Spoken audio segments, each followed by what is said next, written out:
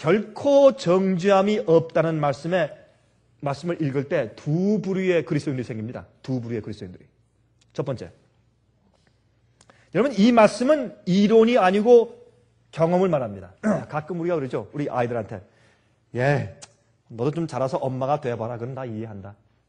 너 좀 커서 아빠가 돼봐라. 그럼 내 심정 이해할 것이다. 어떤 데는 그 말밖에 할 수가 없어요. 우리 자식들에게. 그렇죠? 그건 이론적으로 설명이 안 되니까. 참 마찬가지인데 이런 문제를 얘기할 때는요.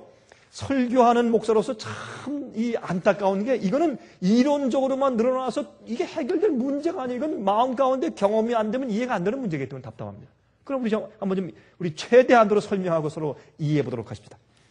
이 결코 정죄함이 없다는 말씀을 읽을 때 두 부류의 그리스도인들이 생기는데 한 부류는 진정으로 생명의 성령의 법으로 해방된 경험이 없이도 해방된 죄의 파워에서 육신의 파워에서 해방된 경험이 없어요. 없음에도 불구하고 죄로부터 율법의 정죄로부터 해방되었다고 스스로 믿고 스스로 평안함을 창조해 가지고 있는 사람들이 있어요.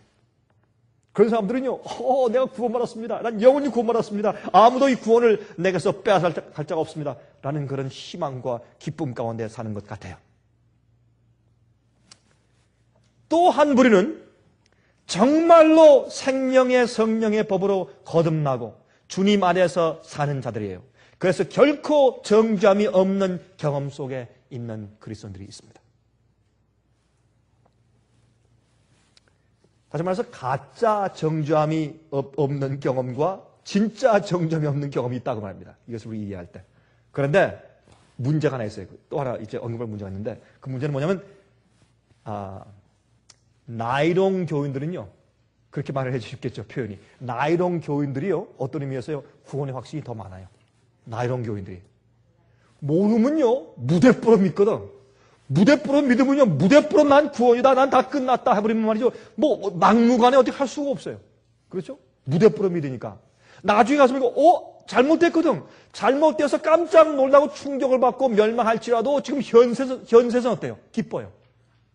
현세에서는 말이죠. 가서 맥주도 마시고 술도 마시고 가서 가끔 간음도 하고 가끔 사기도 치고 하지만 그러나 난 예수를 믿기 때문에 난 가끔 헌금도 드리고 난 교회에서 열심히 하고 가끔 친구들과 사업하다가 또 콧등이 좀 빨개진다고 할지라도 지금 현재 즐겁고 기뻐요. 왜? 무대뽀 믿음이 있으니까.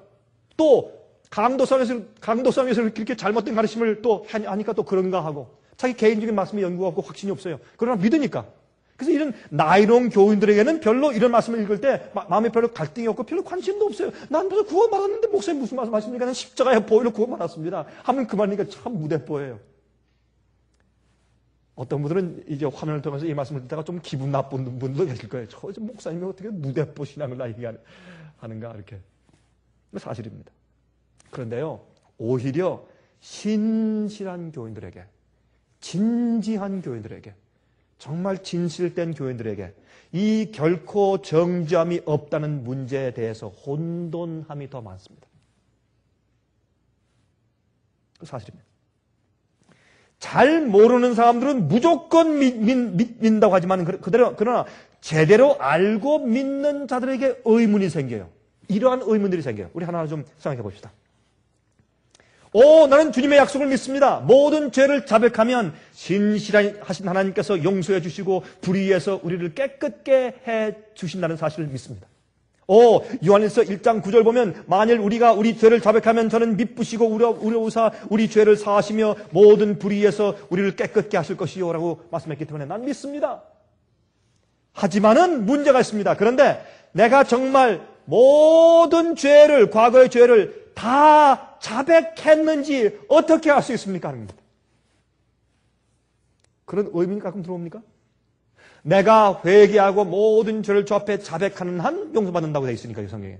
그러면 내가 내 죄를 정말 다 주 앞에 자백했는가? 혹시 내가 모르고 자백하지 않은 것도 있는가? 아직 내가 주 앞에 다 드리지 않은 것이 있는가? 라는 그런 마음 가운데 갈등과 의문이 생기는 것입니다. 내가 아직 자복하지 않은 죄가 있을까 봐 걱정하는 것입니다. 그런 여러분들 그 걱정할 필요가 없습니다. 우리가 진지하고 진실된 마음으로 우리 마음을 주 앞에 바치고 있는 한, 여러분, 성령께서는 우리가 회개하고 자복해야 할 필요가 있는 죄들만 우리에게 생각나게 하실 것입니다. 맞습니까? 건망증은 죄가 아닙니다. 우리가 잊어버려서 까먹어서 고백하지 않는 것은 죄가 아니에요.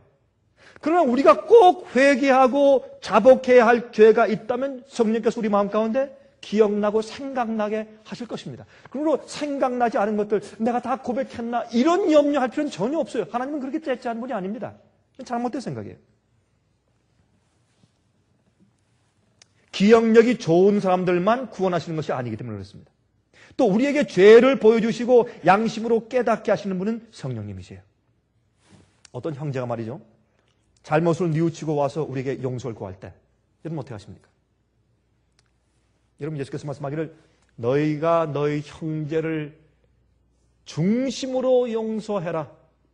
너희가 중심으로 너희 형제를 용서해 주지 않으면 하늘에 계신 너희 하나님도 너희를 용서해 주시지 않을 것이라 했어요. 그래서 우리의 신앙 태도는 우리가 구원받은 자인지 아닌지를 드러내는 기준이 됩니다. 어느 형제가 우리에게 와서 잘못을 뉘우치고 와서 용서를 구할 때 여러분 어떻게 하세요? 다 팔짱을 딱 끼고 조금만 더 두고 봐야죠. 당신이 정말 진심으로 회개하는 것이냐 아닌지 조금만 두고 봐야죠. 이거는 우리 그렇게 안 하죠. 여기 그렇게 하는 사람도 있습니까? 그렇게 하는 사람도 있으면 그거 조금 좀 곤란합니다. 그건 우리 그렇게 하지 말아야 합니다. 아마 여기 계신 분들은 한 사람도 그런 분이 안 계실 것이라고 제가 믿습니다. 우리 인간들도 그렇게 안 해요. 우리 인간들도요, 와서 말이죠, 정말 사과한다고 얘기할 때 어떻게 해요? 네? 대부분 우리가 글쎄 좀 따져봅시다. 그러면 지금 뭘 잘못했다고 지금 말하는 거예요? 한번 얘기해봅시다. 이거 또 뭐요? 이렇게 합니까? 그렇게도 안 해요. 우리 대부분 우리 형제자매 와서 잘못했다고 얘기할 때 어떻게 합니까? 아, 됐어요. 더 이상 말 안 해도 돼요. 아, 다 알아요. 아이, 고맙습니다. 아이, 그렇죠. 우리 다 그런 실수가 있는데요. 뭐. 나도 그런데요. 뭐. 금방 그렇게 우리가 용서하죠. 우리도 그러는데 하물며 하나님께서. 그래서 정죄함이 없다면 그 말씀을 믿으세요. 단순하게. 그렇게 해야 돼요, 우리가.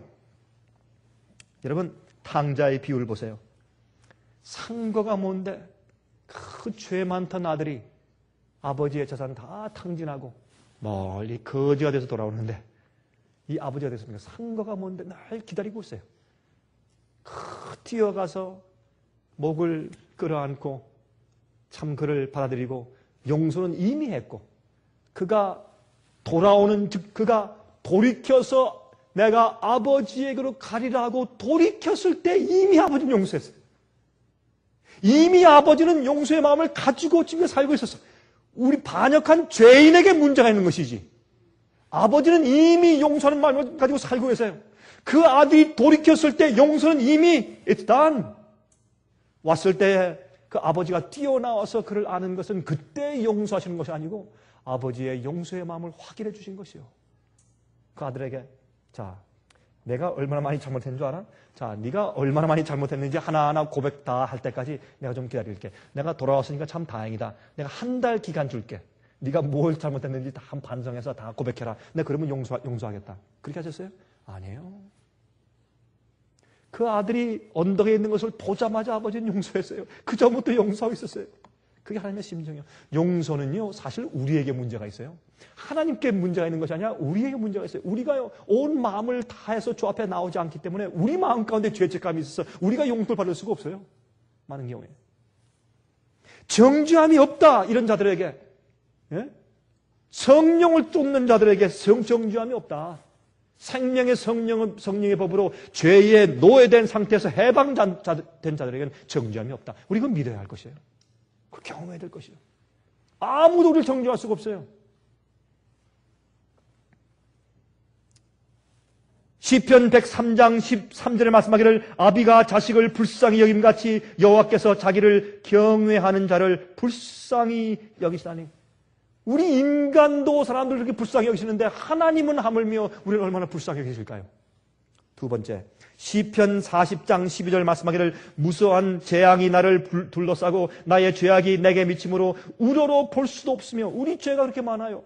죄가 나의 머리털보다 많으므로 내 마음이 사라졌음입니다. 우리의 죄가 너무 새까맣고 너무 깜깜해서 보일 수가 없어요. 제 머리에 비하면 너무 하얘서 볼 수가 없어요. 너무 죄가 머리털처럼 많아서 앞에 보이잖아요. 깜깜해. 셀 수가 없어요. 그런데 주님께서요, 우리가 조목조목 다 자복한 그것 때문에 용서하시는 것이 아니라 어떻게 용서하십니까? 시편 51장 17절에 말씀하기를 하나님의 구하시는 제사는 상한 심령이라. 하나님이여 상하고 통회하는 마음을 주께서 멸시치 아니하시리이다.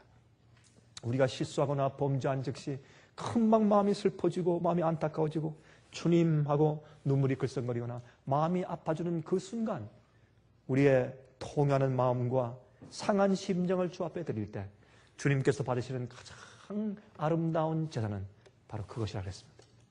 상한 마음, 통회하는 마음, 상한 심령, 마음이 아프고 슬프고 안타깝고 괴롭고 그 상한 심령을 주 앞에 드리는 것입니다. 우리가 죄를 깨닫고 슬퍼하니까 그런 상한 심령이 생기죠.